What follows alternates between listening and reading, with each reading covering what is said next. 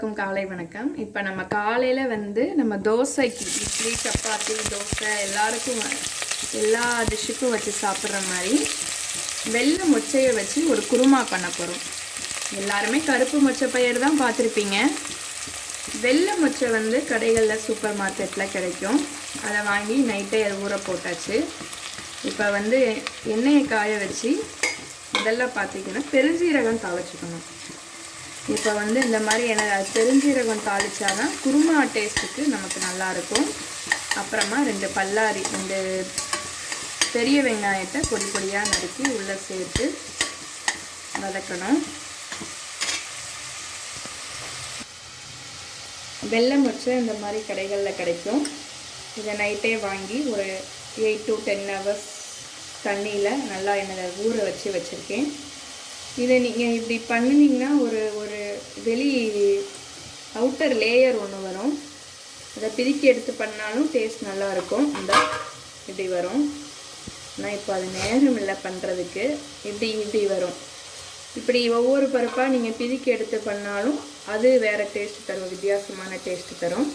இல்லை எனக்கு அது டைம் இல்லைனாலும் இப்படியே நீங்கள் ஊற வச்சதோடையே நம்ம அரைச்சிட்டும் பண்ணலாம் இந்த குருமாவை. அப்புறமா இதுக்கு இஞ்சி பூண்டு சேர்க்க தேவையில்லை. இஞ்சி மட்டும் போதும். இந்த அளவுக்கு இஞ்சி மட்டும் போதும்.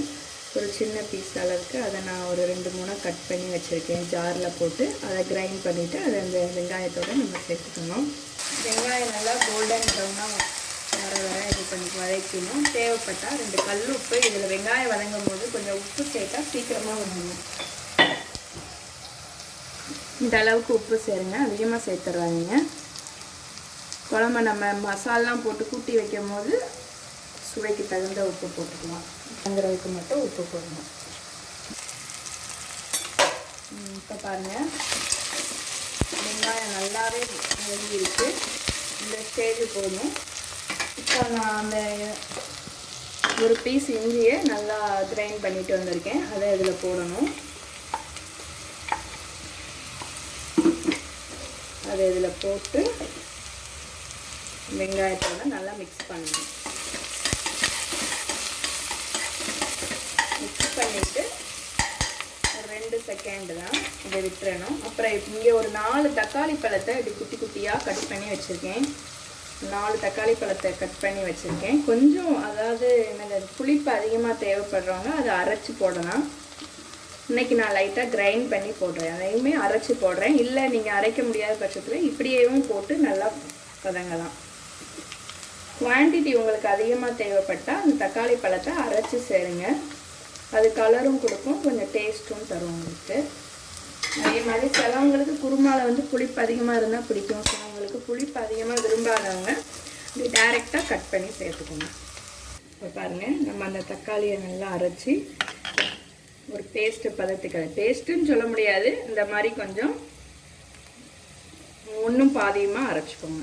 ரொம்ப மையாக அரைச்சாலும் அது சட்னி மாதிரி போயிடும். நம்ம குருமாங்கிறதுனால கொஞ்சம் 1-2 அரைச்சாலும் நல்லா இருக்கும். இப்போ அதை உள்ளே கொட்டணும். இப்போ நல்லா கிளறி விடணும். இந்த இஞ்சி ப்ளஸ் வெங்காயம் உப்பு சேர்ந்ததோட இந்த தக்காளியை ஊற்றி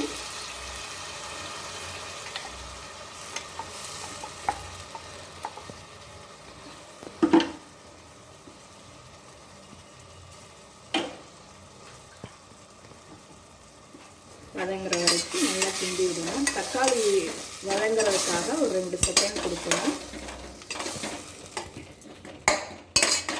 இப்பையும் தேவைப்பட்டால் கொஞ்சம் அந்த உப்பில் கொஞ்சம் போட்டுக்கலாம். கொஞ்சம் தேவையான அளவு உப்பை இந்த ஸ்டேஜில் கொஞ்சம் ஆட் பண்ணிக்கலாம்.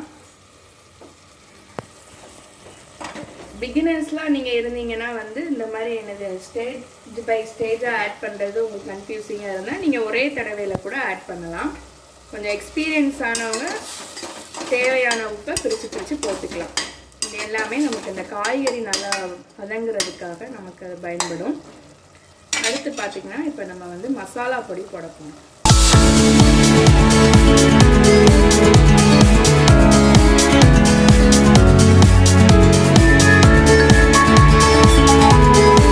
நல்லா கலர் மாதிரி இந்த மாதிரி மிக்ஸ் ஆயிடுச்சு. கொஞ்சம் நல்லாவே குக் ஆயிடுச்சு. இந்த ஸ்டேஜில் நம்ம இந்த குருமாக்கு தேவையான மசாலாக்கள்லாம் ஆட் பண்ணுறோம். அதில் ஃபஸ்ட்டு வந்து சில்லி பவுடர். இது வீட்டில் அரைச்சது தான், உங்களுக்கு கலர்லாம் தராது, பட் ஸ்பைசி அதிகமாக இருக்கும், காரம் அதிகமாக இருக்கும். அதனால் நான் ஃபஸ்ட்டு அதை லைட்டாக போட்டுக்கிறேன். அடுத்து வந்து கரம் மசாலா பொடி. இது கடையில் வாங்கினது தான், அதுவும் ஒரு டேஸ்ட்டுக்காக அது ஒரு 1/4 ஸ்பூன் சேர்த்துக்கிறேன். அடுத்து நம்ம சக்தி மசாலா சிக்கன் பொடி. பிள்ளைங்களுக்கெல்லாம் கொஞ்சம் குருமாங்கிறதுனால தோசைக்கு சிக்கன் மசாலா போட்டால் அந்த குருமாவுக்கு தேவையான கன்சிஸ்டன்சி கொஞ்சம் நல்லா வரும், வாசமும் நல்லாயிருக்கும், அதுக்காக சேர்க்குறேன். அப்புறம் லாஸ்ட்டாக மஞ்சள் பொடி. இது வீட்டில் அரைச்சது தான், விரல் மஞ்சளை வாங்கி நேரடியாக அரைச்சது. அது உங்களுக்கு நல்ல கலர் தரும்.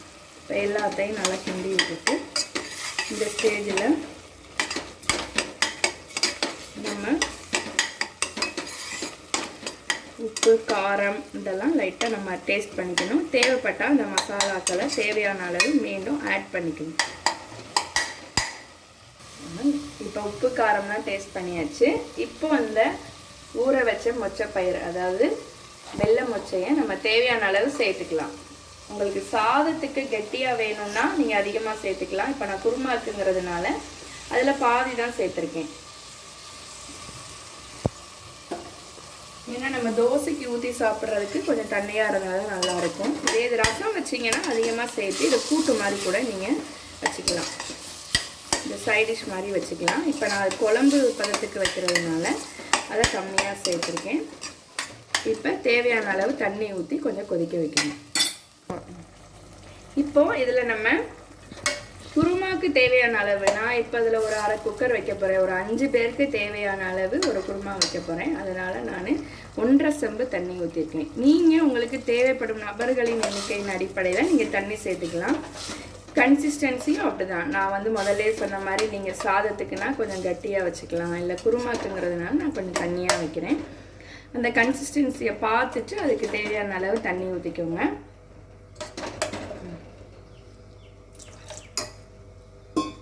அந்த மசாலா போட்டு இப்போ நம்ம அப்பள போட்ட மசாலா எல்லாம் இந்த தண்ணி ஊற்றிட்டு இந்த அளவு கொதிச்சு வந்திருக்கு.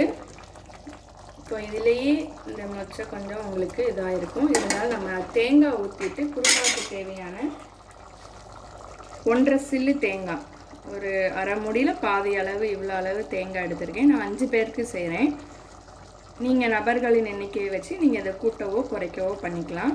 அந்த தேங்காயோட 1 ஸ்பூன் கசகசா ஆட் பண்ணி இப்போ நம்ம அந்த 1.5 சில்லு தேங்காவை இப்படி குட்டி குட்டியாக ஜாரில் வெட்டி போட்டிருக்கோம். இப்போ இதில் தேவையான அளவு அந்த குருமாங்கிறதுனால நம்ம கசகசா போடணும். கசகசாங்கிறது கடையில் கிடைக்குங்க சூப்பர் மார்க்கெட்டில். அது ஒரு 2 ஸ்பூன் போடலாம். ஒரு 3 ஸ்பூன், நான் 5 பேருக்குங்கிறதுனால ஒரு 3 ஸ்பூன் போடுறேன். இது நல்லாயிருக்கும், நம்ம குருமா டேஸ்ட்டை என்ஹான்ஸ் பண்ணி கொடுக்குறது இந்த கசகசா தான். தேவையான அளவு போட்டுக்கலாம். இப்போ இதில் தேவைப்படுறவங்க நீங்கள் முந்திரி பருப்பு கூட ஆட் பண்ணிக்கலாம். நான் இப்போ அதை ஆட் பண்ணல, ஏன்னா கொஞ்சம் தேங்காவே அதிகமாக தான் போட்டிருக்கேன். எனக்கு தேங்காய் கம்மியாக இருக்குங்கிறவங்க நீங்கள் முந்திரி பருப்பு கூட அந்த கெட்டித்தன்மையை கொடுக்கறதுக்காக ஒரு 2-3 ஸ்பூன், ஒரு 5-6 முந்திரி பருப்பு கூட நீங்கள் ஆட் பண்ணிக்கலாம். இன்றைக்கி நான் ஆட் பண்ணலை, ஏன்னா எனக்கு தேங்காவே அதிகமாக இருந்ததுனால. இப்போ இந்த மாதிரி வந்திருக்கு. இது பூவாக இருக்குது, நம்ம அதை கிரைண்ட் பண்ண மாதிரி ட்ரை கிரைண்ட் பண்ண மாதிரி இருக்குது. நம்ம குருமாக்கு இது நம்ம கூட்டு பொரியலுக்கெலாம் அந்த மாதிரி போடலாம். இப்போ நம்ம குருமாங்கிறதுனால கொஞ்சம் தண்ணி விட்டு நல்லா இந்த பேஸ்ட்டாக அரைக்கணும். அதுக்காக ஒரு 1/4 டம்ளர் தண்ணி விடுறேன். நீங்கள் அளவுக்கு அதிகமாக விட்டுறாதீங்க, அப்புறம் ஜாரை விட்டு வெளியில் வந்துடும். இப்போ அதை நல்லா அரைச்சாச்சு. இந்த பதத்தில் நீங்கள் அரைச்சிக்கணும். இப்போ குருமா நல்லா கொதிச்சிட்ருக்கு, தேவையான மசாலா இருக்குது. இப்போ நம்ம அரைச்ச அந்த தேங்காய் கசகசா பேஸ்ட்டை இதில் ஆட் பண்ணுறோம். இந்த ஸ்டேஜ்லேயும் நீங்கள் தேவைப்பட்டால் இந்த ஜாரை அலசி ஒரு 1/4 டம்ளர் தண்ணி, அதிகமாக ஊற்றிடாதீங்க, ரொம்ப தண்ணியாயிரும்.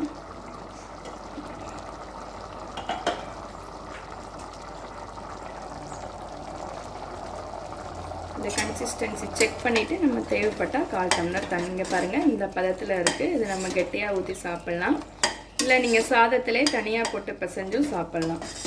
இல்லை நான் வேறு ஏதாவது குழம்பு வச்சுருக்கேன், ரசம் இருக்குது, தயிர் இருக்குது அப்படின்னா இன்னும் கொஞ்சம் தண்ணியெல்லாம் குறைச்சி இதே பொருட்களை ஆட் பண்ணி கொஞ்சம் கட்டியாக நீங்கள் பண்ணிக்கலாம்.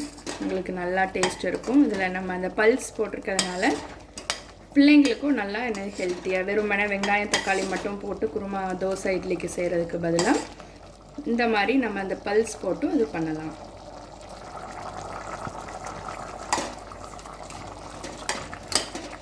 இப்போ இது கொதிச்சிட்ருக்கு. இந்த ஸ்டேஜில் ஒரு 1/4 டம்ளர் மட்டும் தண்ணி ஆட் பண்ணி நம்ம குக்கரை மூடி ஒரு 3 விசில் வைக்கணும். நீங்கள் உங்கள் கன்சிஸ்டன்சிக்கு தகுந்த மாதிரி அளந்து தண்ணி ஊற்றிக்கோங்க. இந்த மாதிரி இருக்குது எனக்கு மூடி வைக்கும் போது. இந்த ஸ்டேஜில் வச்சு ஒரு 4 விசில் வச்சு எடுக்கணும். 4 விசில் வச்சு எடுத்தீங்கன்னா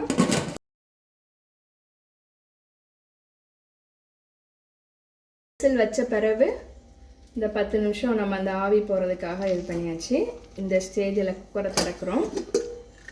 இந்த மாதிரி வந்து கருவேப்பிலை கொத்தமல்லி வீட்டில் இல்லை. இதில் நீங்கள் தேவைப்பட்டால் திறந்தோன்னே புதினா கொத்தமல்லியை கொஞ்சம் இந்த லாஸ்ட்டு ஸ்டேஜில் கசக்கி போடலாம். அது கொஞ்சம் இன்னும் கொஞ்சம் உங்களுக்கு நல்ல அது ஃப்ளேவர் தரும்.